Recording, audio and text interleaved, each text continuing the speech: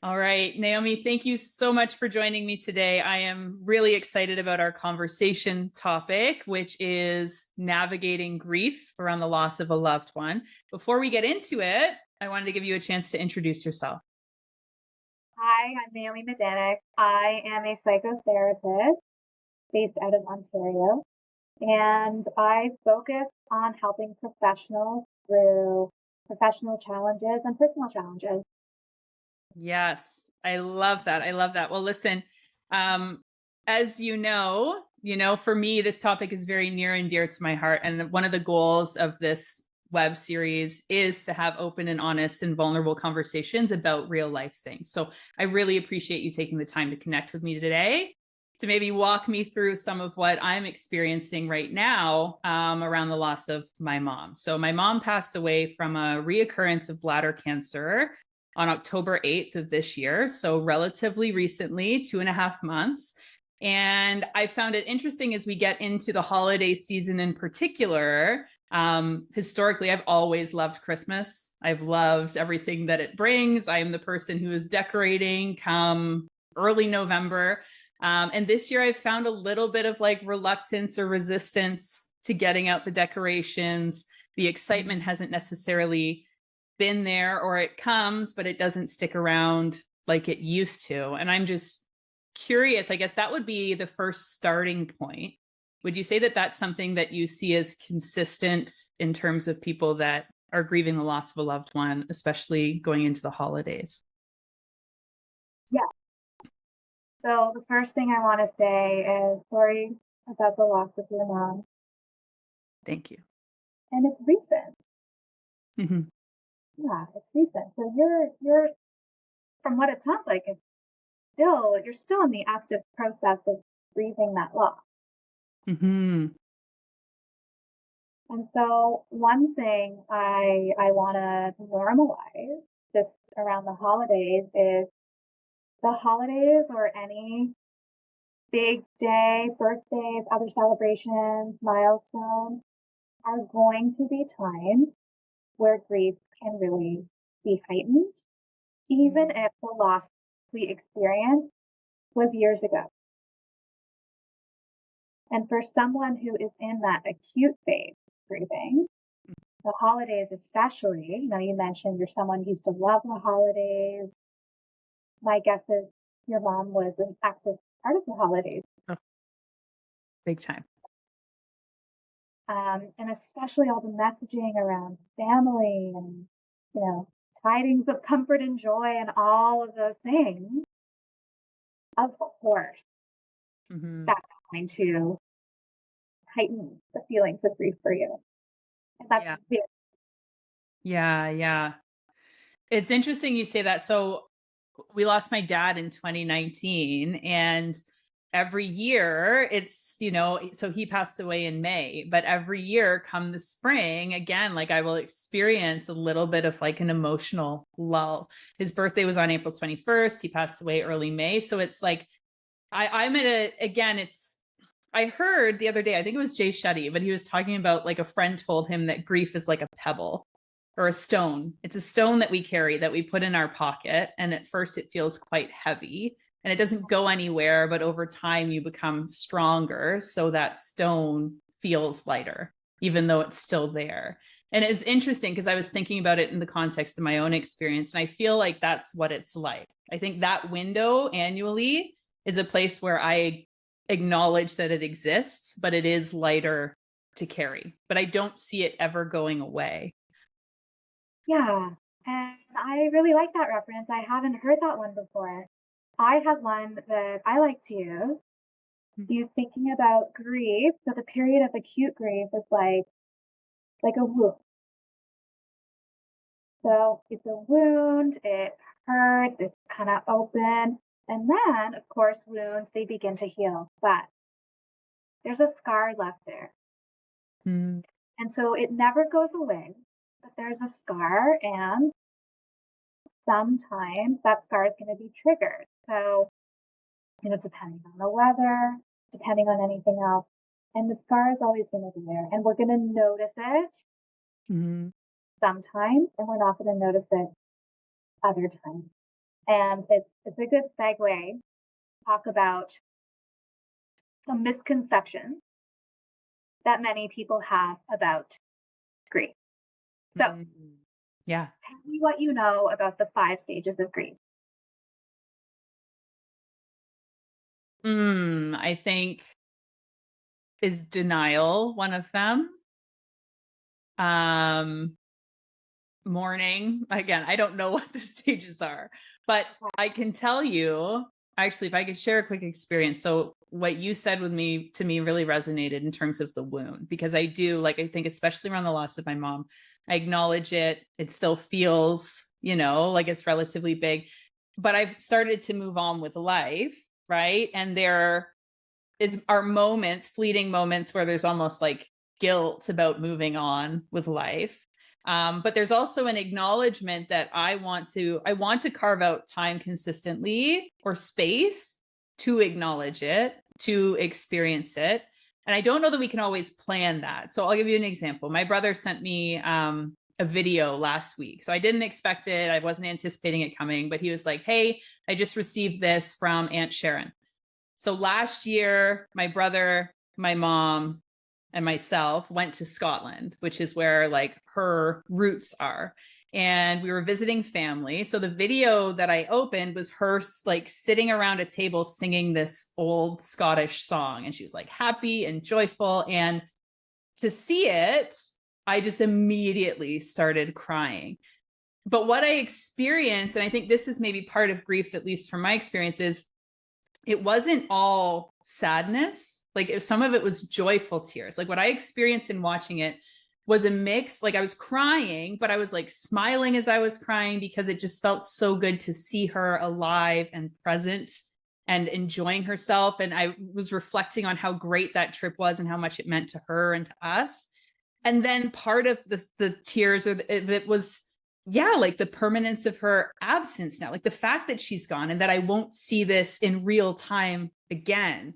And I think for me, that's been a big eye opener in terms of grief, because I think we always assume, oh, well, you're just sad that the person's gone. There are so many more layers to it, in my experience, that I don't think we necessarily know or acknowledge until we go through it. Yeah. And mixed emotions are going to be part of grief. And it sounds like you had a really loving and close relationship with your mother. For other people, they might experience losses of people where they had a more complicated relationship with them, an example. Or they might just have complicated feelings about grief. So yeah, we can we can feel many things when we have these surges of emotion, both gratitude for the relationship we had, this joy about, oh, this bond that you had with your mom, reliving the memory, and then also feeling the pain of that loss. And yes, grief and the experience of processing grief does not have to be all bad. Mm-hmm. And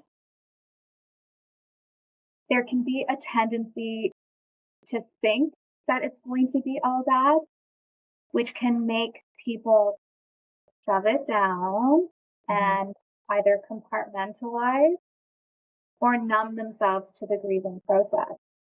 Yeah. And I want to bring it back to these 5 stages. The 5 stages of grief were created by Dr. Elizabeth Kubler-Ross, and originally she created them for people who received a terminal diagnosis, who were struggling with their own mortality, and it was the 5 stages for them to process that grief. Mm-hmm. What has happened is that the 5 stages of grief have been kind of seized by pop culture, and they're in the zeitgeist as this is how grief works and this is how you do it. And so often when I speak to clients about grief, they go, oh, I should be in acceptance by now. That the final stage of that model is acceptance. Mm-hmm. They'll go, okay, here's the 5 stages, here are the 5 steps. I should be in acceptance by now, or, I should be over it. And so, first of all, so Dr. Kubler-Ross, even she said that this is a framework, but it's not linear. You can go in between stages, so you can feel angry and then you can accept, but then you go back to feeling angry, or you go back to feeling, you go back to being in denial. All normal. You're meant to cycle through these stages. Hmm. There's no timing. And also, those stages were created specifically for a specific purpose. And everybody processes their grief different. So everybody's experience of grief is as unique as their own fingerprint. Yeah. Yeah, that totally makes sense. So could you share, because you're right, and I always struggle a bit with anything that's too prescriptive, especially around emotions, because like you said, it is unique to each person. But what are the 5 stages? Denial, anger, bargaining, depression, and acceptance. Mm.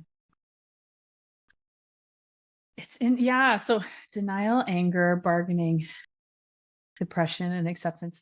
So one thing that's really interesting, I'm curious of your take on this. Both of my parents passed at home. And with my mom, with both of them, all of us, the siblings were there. So me, my sister, and my brothers. And with my mom, it was palliative for a few months. So we knew that it was coming. And it was interesting that after she passed, again, the waves of emotions, there were even moments not long after she had passed where someone maybe like cracked a joke about something unrelated, and like we all shared a bit of a laugh. Like it was interesting because you wouldn't think that in those periods, like leading up to the passing or shortly after the passing, that there would be much of that. But on both ends of it, there was a little bit of time and space where we would allow ourselves to go there. And I don't know, like, I'm curious from your perspective, why is it that happens? I've spoken with a few people and they've said the same thing. I don't know that it's denial or avoidance. I'm just curious. I'm curious what your take is, because I think there can be a bit of like guilt again, because when you read the 5 stages of grief, there's nothing in there that's like happy and joyful, right? So I think if that comes out in that situation where maybe you crack a joke or you say something with some levity and everyone laughs, that you can almost feel guilty for experiencing a pleasurable emotion in such a challenging or complex time. Yeah, and I hear that a lot too. This idea of, I'm devastated by a loss, and yet, I'm able to laugh with my children. And is that doing the deceased a disservice, or am I not honoring them enough by having a laugh with my kids or cracking a joke? Grief is emotionally and physically exhausting. Mm-hmm. It's work, and we need a break from that. Mm-hmm. It's healthy to take a break from it so that you can do the job of grief to the best of your ability. And so we're not designed to be in that state 100% of the time. Mm-hmm. So certainly I would say to somebody who is in acute grief, if they can take time to do something they enjoy or prioritize their self-care, it's only going to make them more capable of grieving in a way that is, well, I don't want to use the word productive, but that might be how I would frame it to a client. Mm-hmm. Yeah. So what would you recommend someone say to themselves, or how could they rephrase it when, let's say, they experience a bit of that levity or pleasure and they feel guilty about it, like they're experiencing that emotion of guilt or self-judgment? Mm-hmm. What's something that we can say to ourselves that allows us to kind of shift that mindset, to like free us of that like inner critic in that moment that's telling you this is bad, you shouldn't be doing this? I am a huge fan of opposing truth, holding truth at the same time. And what we can say to ourselves is, I can be grieving the loss of someone who I love and laugh at the same time. Mhm. It's not an either or, and I can hold both truths. And just because I experienced a moment of joy doesn't mean that I'm not grieving. Hmm. Yeah. I love that. I love the idea of holding the opposing truths. It's not this or that, right? It's yes and. Well, it is. And you actually gave me an example of that earlier when you were talking about the video that you saw. You were Mhm. holding two truths. You were holding self truth, it sounded like. You know, the truth of your mom being gone and the truth of this amazing experience and the laughing and then the crying and we're not robots. We are not Yeah. robots. And it's why these, 5 stages of grief, or here's the framework for how to succeed in business, or all of these things, it's never going to be so linear and it's never going to be so simple. And we're walking around with opposing truths all the time. Hmm. Yet we're not always open to accepting them both. We feel we have to pick one or the other, and we can get stuck on that. Yes. And it's also natural to want to pick one or the other because we like structure Mm-hmm. and we like to fit things into boxes. Mm-hmm. And so it can feel comfortable to go, okay, I'm grieving and I am not going to do anything that I enjoy because I am grieving. I'm not going to crack jokes. I'm grieving. I'm focused on grieving. And then when I'm over it, I'm going to go do fun things. Yeah. Yeah. And the challenge is it's easy to get stuck in that cycle of grief. Like, I think the fun is what allows you, like you said, to develop the resilience to actually work your way through it rather than live in it, which I think is so important. Listen, the other question I have for you, and again, I experienced this with my dad. However, I think it's probably now again with my mom. When you lose someone that you're incredibly close to, that's been like a staple in your life, I think it can serve our brain as a um, stern reminder of the fact that we won't live forever, right? Like the fact that at some point in time, death is inevitable. And in seeing it in someone else, it can remind us of our own. What's the word I'm looking for? I know there's a word for it. Mortality. There it is. Nailed it. But I think, like, how do we, I guess that would be a question that I would have for you as well, going through this, being reminded of your own mortality. Do you think there's anything important to keep in mind when those thoughts or feelings are coming up for someone? Well, I would get curious about what the thoughts are around your mortality. So when you Mhm. say, it makes you more aware of your own mortality. So Mhm. what's underneath that? What are some of the feelings that you're having about mortality? Yeah. So I think just the whole premise that life is fleeting, and again, holding opposing truths, right? One is I think there can be like deeper a bit of fear around the idea that, oh shit, like I'm not going to be here forever, right? And thinking about my own kids and thinking about um impact, right? What will I be able to achieve in what I have left, right? Like that flicker of like a scarcity mindset. And another part of it that kind of ignites me in terms of like, yeah, I'm not going to live forever, right? Like, I think there's something about it that actually ups the gratitude, ups the appreciation, ups the value that you see in the day to day. Like there are times when I'm connected to that thought where I'm able to be more present and more engaged than I would have had I not had exposure or reminder to this thing, right? Because I think as humans, like we have, what is it? There's studies that have been done where they've interviewed the dying, and one of the number one regrets is like not doing things that they wish, like they have the regret about not doing things that they wish they would have done. And I think realizing our own mortality is actually a key piece of, making the most out of the life we have. When we stay in this mindset that it's not going to happen to me, we can easily kind of, I don't want to say waste, but we can easily be in that autopilot mode and not make the most of the opportunities in the way that maybe deep down we really hope to or want to. Yeah. And so I'm actually hearing you embody the opposing truth really Yeah. seamlessly.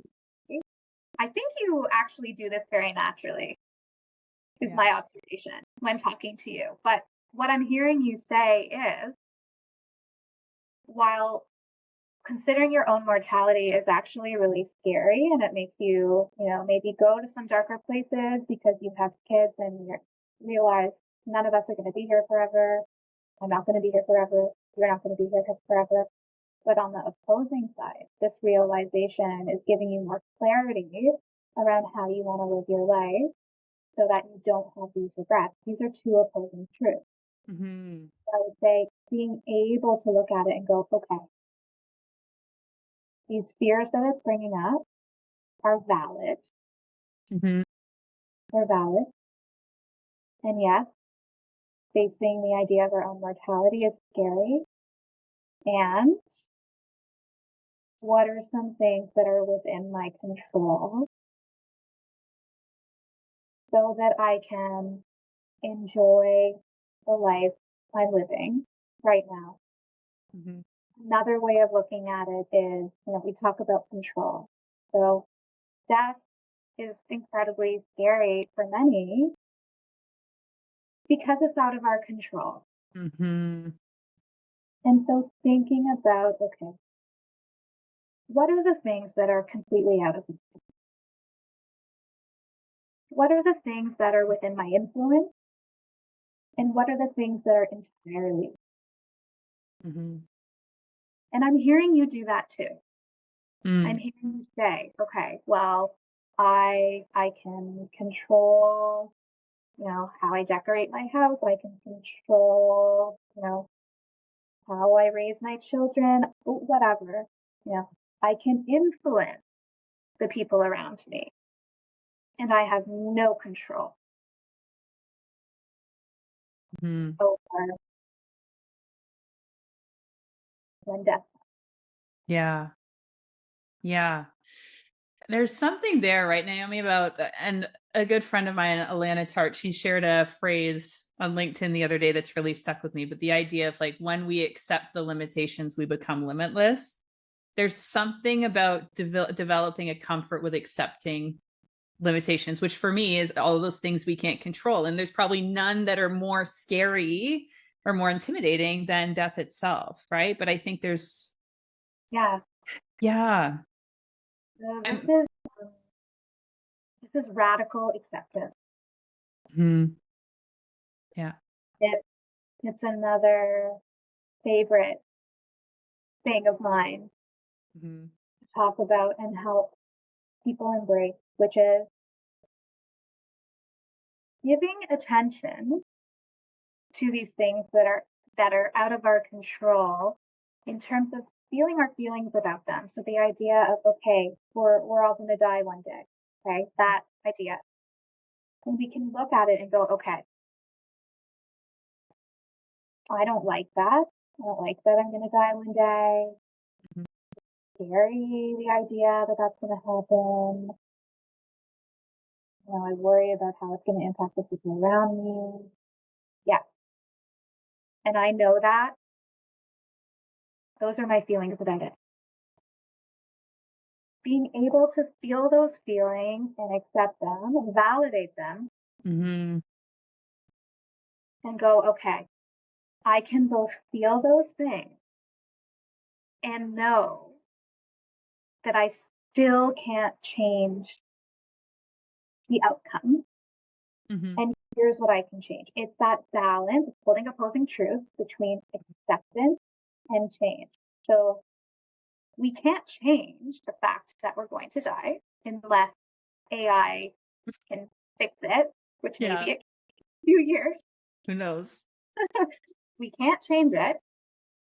So we can accept that and accept, and I don't like that, and I'm scared about it, and I don't like it, but I can make the most of the life that I have. So a balance between acceptance and so what Alana said, and it's funny, I saw that too. Yeah. Funny.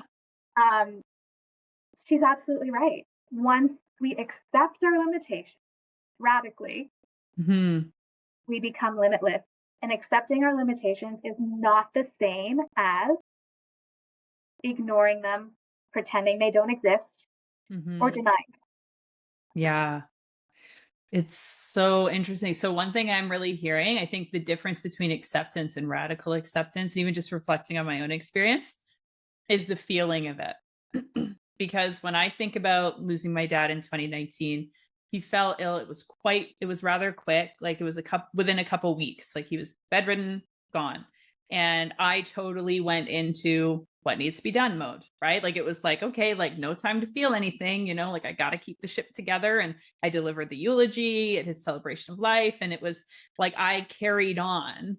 And I don't think I allowed myself, like I said, yep, I would say all the right things, well, I was grateful to have him for 30 years and this, that, and the other. So I would say I acknowledged those things, but I didn't really give myself permission to fully feel them. I was doing it by the book, right? Like I wrote him a letter and I was like, well, I should do these things. So the shoulds, right? I was shoulding on myself. I should do this. I should do this. So once the to-do list was done, and then I opened that door, it wasn't until like about 6 months after where, and I'm sure you know this, like if we don't deal with those emotions, they will inevitably find a way to bubble up or boil to the surface, right? They don't dissipate on their own. I think we have to find a way to work with them. Whereas with my mom, like I remember having pockets of like grieving and emotional expression, like giving myself that time and space while she was sick and also honoring it after she had passed. And I also delivered her eulogy at her celebration of life. But like there were moments when I was on the stage where I like got a bit choked up and I was okay with that. I think for me, I think that was a sign of my growth, was that I felt okay with the emotional expression. Like I let the waves come, I let myself ride that wave, and then I let it pass. And that wasn't the case the first time around. And I'm curious, like even just in thinking of that, I know I don't want to ask like an achiever type question, but like when it comes to the right way to grieve or tips for how to allow yourself to grieve properly, is there any advice that you would have to give? Of course, I'm going to say that there's no right way to grieve, Yes. but I satisfy the achiever in you in telling you that you just did a really good job of illustrating how the stages of grief are bogus and that you're Mm, going to experience them in different orders at different times, depending on the circumstances and what you're ready for. So, what you described with your dad, where you didn't have time to anticipate anything, it happened very fast.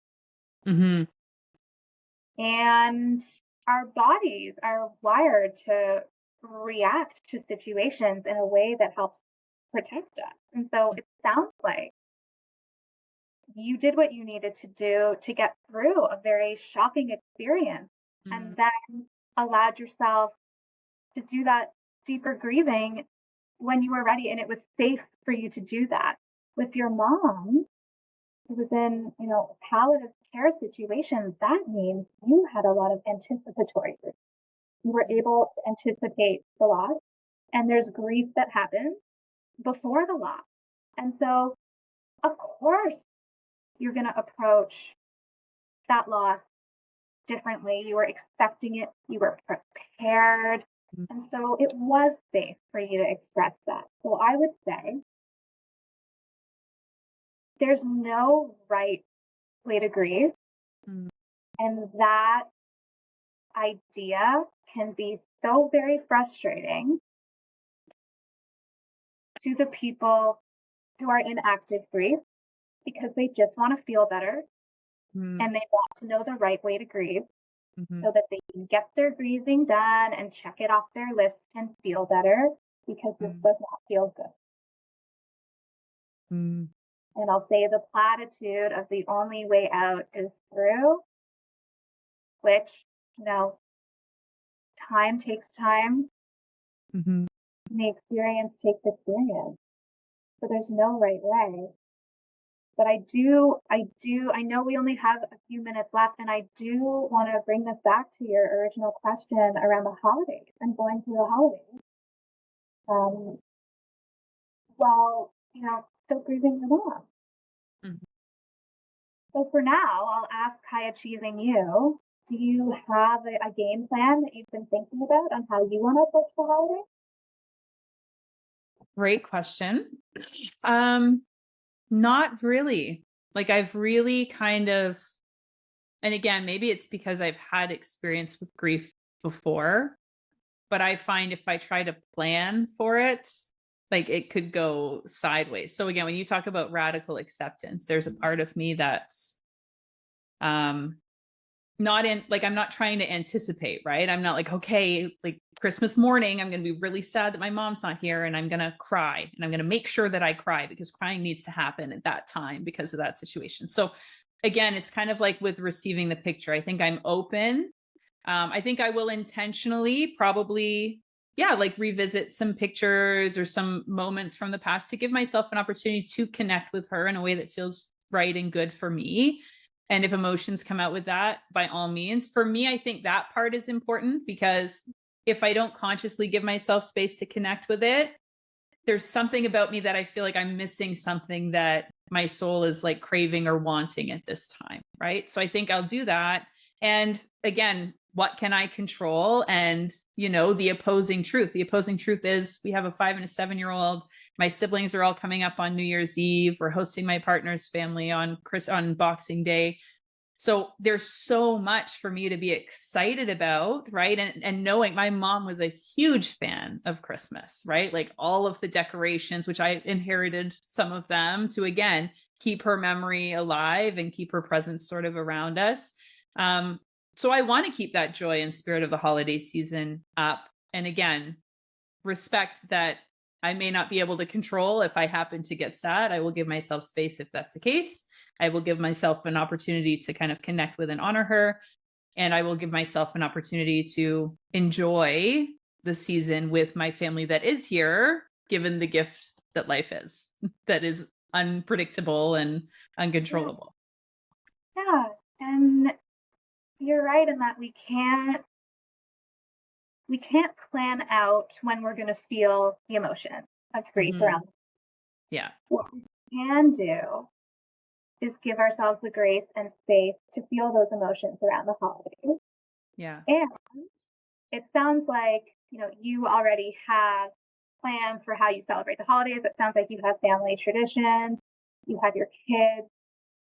So it sounds like you do have some plans in terms of, you know, what you're going to do on the day and maybe what you're going to eat and how you're going to host and all of that stuff. Yeah. So I would say to, and people in general, because everyone has different holiday traditions, Hmm. anticipate the holidays and plan in advance. And what I mean by that is not plan when you're going to feel your grief. Hmm. Think about how tangibly you are going to spend the holidays. And this is more of a recommendation for anyone watching than you, because I know you have your plans for the holidays. Yeah. Yeah. Thinking about that, pick who you want to be with. Mhm.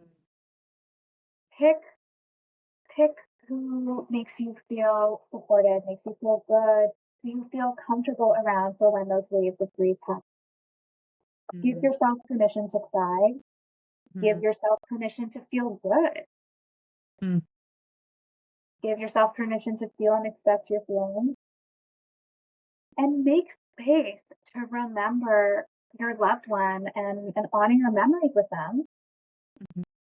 And that can be done in a really tangible way. So some people like to go with the flow.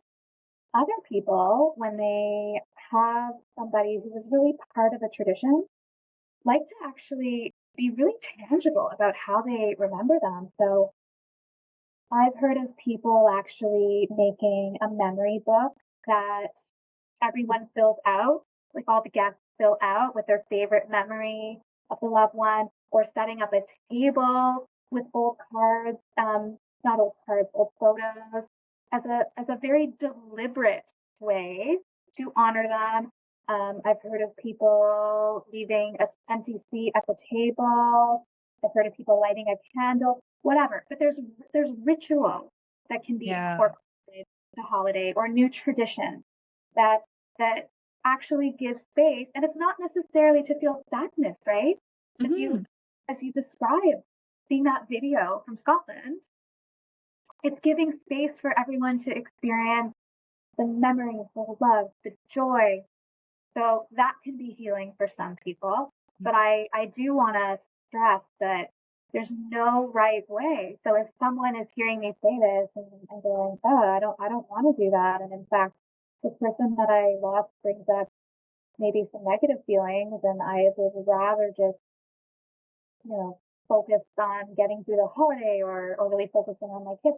Fine, fine. We do what we need to do over the holidays because that can be a really difficult time. And you can process your feelings after if that is what you need to do. Yeah. I think it's a beautiful way that you summarize that. And I think one theme that I hear there is kind of just permission too, right? Like giving yourself permission to do what you feel is good and best and right. Because yeah, it's so easy to get caught up in the shoulds. Like I even think sometimes about honoring my mom and having that space and wanting to make Christmas joyful for the kids, right? Like I think we can experience that push and pull internally, right? Like what would it mean to our kids' core memories at such, such developmental ages for like mom to be crying Christmas morning? Like that thought crosses my mind, right? I'm not saying that I push it down, but I'm very aware of the internal tug of war about the different parts that maybe want different things at the same time. Well, yes, and I have children very close in age to yours. I have a 6 and a 7-year old, Yeah. and I would say, what a gift for them to be able to see their mom process grief in a healthy way. Mm.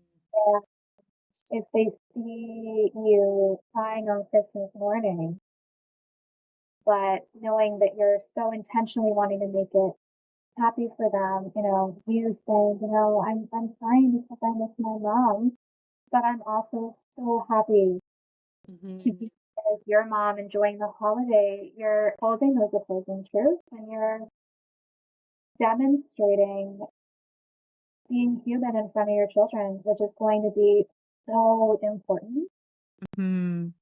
for them learning how to process and share their feelings. You Yeah. know, often as parents, we want to give the impression that everything's fine all the time, but everything is not fine all the time. Mhm. And as long as our children feel safe and secure with us, it's okay. Say, hey, yeah, I'm feeling sad and I'm feeling really happy too. Mhm. Yeah. That's a beautiful point. I really, really appreciate that. Well, listen, Naomi, I am so grateful for your time today and for all of the insight and guidance you shared. It's meant a lot to me. I know I will certainly take away some nuggets that will help me. And I know there are other people out there who are also, grieving the loss and understanding the challenges of that at the holidays. So just thank you so much for your time.